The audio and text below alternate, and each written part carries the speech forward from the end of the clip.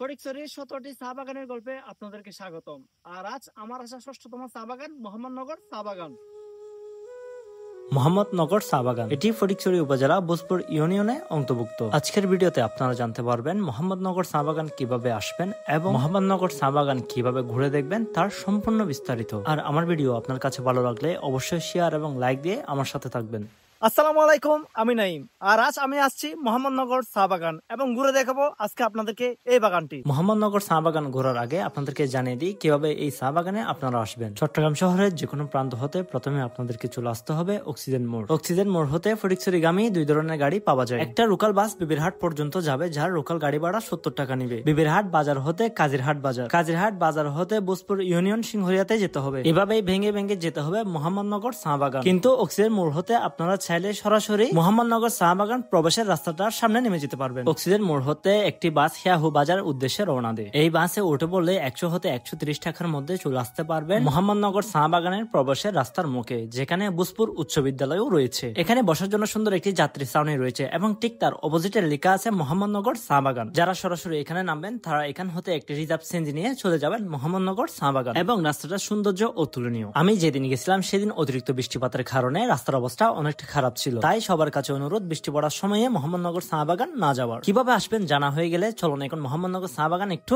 ঘুরে দেখা যাক। চা বাগানে ঢুকতে প্রথমে চোখে পড়বে এই সাইনবোর্ডটি এবং তার পাশে রয়েছে একটি বাংলো। এবং এই জায়গাটা অনেক সুন্দর, তার কারণ হচ্ছে তার চারপাশে থাকা ফুলগুলো। এবং যখন এই জায়গায় বৃষ্টি হয় তখন এই জায়গার সৌন্দর্য যেন আরো বেড়ে যায়। অনেকটা সময় এই জায়গায় বসে নিজেকে উপলব্ধি করি। সাইনবোর্ডটির ডান পাশ দিয়ে রোড দিয়ে গেলেই এই সুন্দর পুকুরটি আপনারা দেখতে পারবেন। প্রকৃতির প্রেমে আমি সব সময় পড়ে যাই, কারণ প্রকৃতি আসলে সুন্দর। এবং তার একটু সামনে গেলেই এই রাবার বাগানটি দেখা যায়। অ্যামেজিং ভাই, অ্যামেজিং।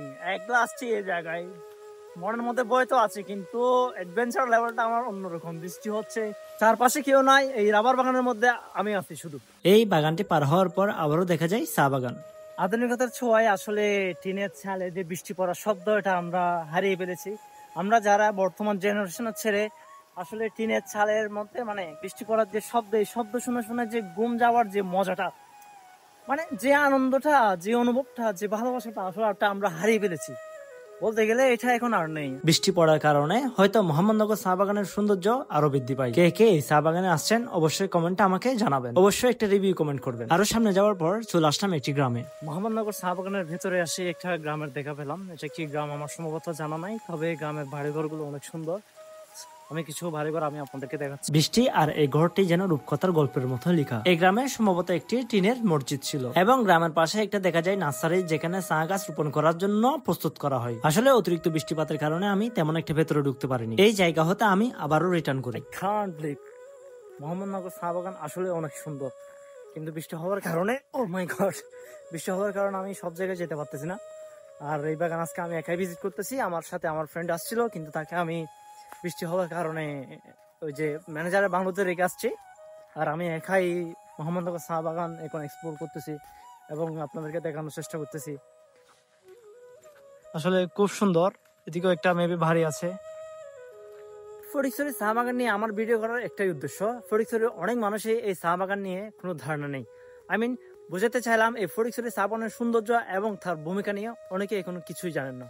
তাই আমি চেষ্টা করতেছি এই ফটিকছড়ির সৌন্দর্য তুলে ধরার জন্য দেশের মাঝে। একা ট্রাভেল করলে আসলে অনেক কষ্ট, এই ভিডিওটা দেখলেই বুঝতে পারবেন। মোবাইলটা রেখে আমি দূরে যাচ্ছিলাম যে একটা শর্ট নেওয়ার জন্য। দূরে যাচ্ছিলাম কারণ ভাবলাম যে সামনের দিকে হেঁটে হেঁটে আসবো, এই ক্লিপটা আমি নেবো, কিন্তু তার আগেই মোবাইলটা উল্টে যায়। অতিরিক্ত বৃষ্টিপাতের কারণে মোহাম্মদনগর চা বাগান আমি আপনাদেরকে ভালোভাবে এক্সপ্লোর করতে পারিনি। তবে অন্য আরেকদিন আমি ইনশাল্লাহ এই চা বাগানে আবার আসবো এবং আপনাদেরকে দেখানোর চেষ্টা করবো যে মোহাম্মদনগর চা বাগান কতটা সুন্দর। মোহাম্মদনগর চা বাগান নিয়ে আজকের ভিডিও আমি এখানে সমাপ্তি করতেছি। ইনশাআল্লাহ আবারও আসি, মোহাম্মদনগর চা বাগানের সৌন্দর্য দেখাবো। আর আমার ভিডিওটি ভালো লাগলে অবশ্যই লাইক এবং শেয়ার করে আমার সাথে থাকবেন। আসসালামু আলাইকুম।